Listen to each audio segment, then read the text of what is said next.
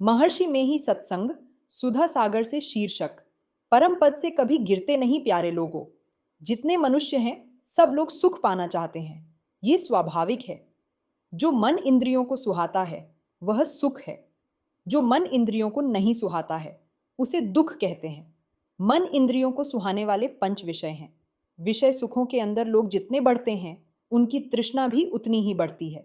फल यह होता है कि अतृप्त रहकर ही वे शरीर छोड़ते हैं। देवलोक में जाने पर भी वे ही विषय वहां मिलते हैं जो यहाँ मिलते थे। जो इंद्रियां यहाँ सताती थीं, देवलोक में भी वे ही वहां सताती हैं। इंद्रियों के कारण ही देवताओं को भी कलंक लगा। इंद्रिय सुख स्वल्प है और दुख परिणामी है। यह सुख कभी तृप्तिदायक नहीं, क्षण भंगुर है। मन और इंद्रियों के सुख के अतिरिक्त और कोई सुख है जिसे इंद्रियां नहीं जानती हैं, वह आत्म सुख है। सर्वसाधारण में इसकी चर्चा तो कभी कभी होती है, किंतु आत्म सुख कैसा होता है बहुत लोग जानते नहीं हैं। आत्म सुख नित्य, पूर्ण और तृप्तिदायक है। भक्तवर साधु सूरदास जी महाराज ने अपने सूरसागर में इस सुख का इस प्रकार गुण वर्णन किया है। परम स्वाद सभी जो निरंतर अमित तोष उपजावे, मन वाणी को अगम अगोचर सो जाने जो पावे। इस सुख के लिए मनुष्य को यत्न करना चाहिए। जिस प्रकार पंच विषय पंच इंद्रियों के विषय हैं, उसी प्रकार जीवात्मा का विषय परमात्मा है।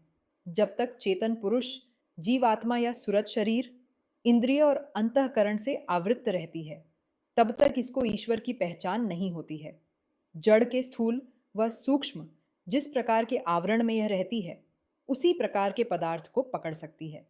आपकी आंख अच्छी होने से संसार की जो चीजें जिस रूप में या जितनी लंबाई चौड़ाई में हैं, आप उनको ठीक वैसे ही जानेंगे। किंतु यदि आंख पर मोटी पट्टी बांधी जाए तो कुछ भी नहीं देखेंगे।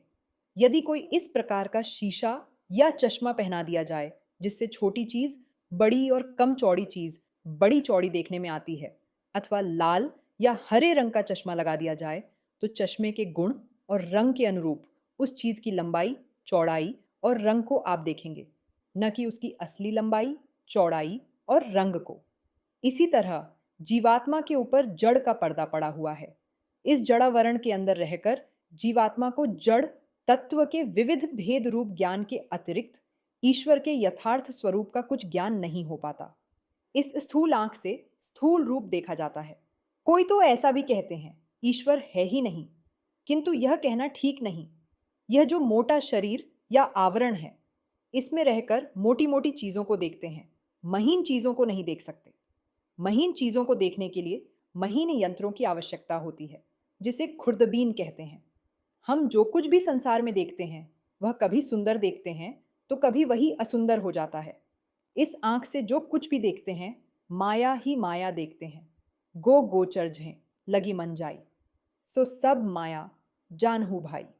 गोस्वामी तुलसीदास जी इन पर्दों में रहकर ईश्वर के ज्ञान को नहीं जान सकते। जीवात्मा के ऊपर से शरीर रूपी पट्टी और इंद्रिय रूप चश्मा उतर जाए और अकेले होकर रहे, तब जीवात्मा अपने विषय परमात्मा को पहचानेगा। परमात्मा स्वरूप का बौद्धिक ज्ञान अवश्य होता है, किंतु प्रत्यक्ष ज्ञान होने के लिए शरीर और इंद्रियों के आवरण से छूट जाना चाहिए। उस दर्शन का जो आनंद है वह तृष्णावर्धक नहीं, परम संतोषदायक है। माया के विषयों में संतुष्टि नहीं है, इसलिए तृप्ति नहीं है। ईश्वर प्राप्ति का सुख संतुष्टि देने वाला है और इसीलिए इसमें तृप्ति है। जीवात्मा परमात्मा का अंश है, परमात्मा पूर्ण है। इस पूर्ण को पाकर कभी कोई अतृप्त रहे संभव नहीं। संत महात्मागण यही कहते हैं कि जो लोग सुख पाने की इच्छा करते हैं उन्हें ईश्वर प्राप्ति का यत्न करना चाहिए। इसके लिए कोई योग, कोई ज्ञान और कोई भक्ति पर जोर देते हैं, किंतु समझाने वाले ज्ञानी समझाते हैं। आप तीनों को पृथक पृथक क्यों मानते हैं? तीनों एक ही जगह हैं। जहाँ योग है वहीं ज्ञान और भक्ति है, जहाँ भक्ति है वहीं ज्ञान और योग है, तथा जहाँ ज्ञान है वहीं भक्ति और योग है। लोग कहते हैं योग कठिन और भक्ति सरल है, किंतु तीनों का अर्थ जानना चाहिए। भक्ति का अर्थ है सेवा, ज्ञान का अर्थ है जानना और योग का अर्थ है मिलाप। बिना ज्ञान के अर्थात जाने बिना किसकी सेवा और कैसे सेवा की जाए, और यदि योग अर्थात मिलाप करने के लिए नहीं जाने तो भक्ति करता है किस लिए? मिलने के लिए। ये कैसे होगा? इसलिए ज्ञान, भक्ति और योग तीनों एक संग हैं, अर्थात तीनों का अभ्यास करना चाहिए। हाँ, आरंभ में कोई तीनों को पूर्ण रूप से प्राप्त नहीं कर सकता। पहले तो स्वल्प ज्ञान है। यह प्रवचन बिहार राज्य के भागलपुर जिलांतर्गत ग्राम वैकुंठपुर दियारा दिनांक 18 जुलाई 1952 ईस्वी के सत्संग में हुआ था। श्री सद्गुरु महाराज की जय।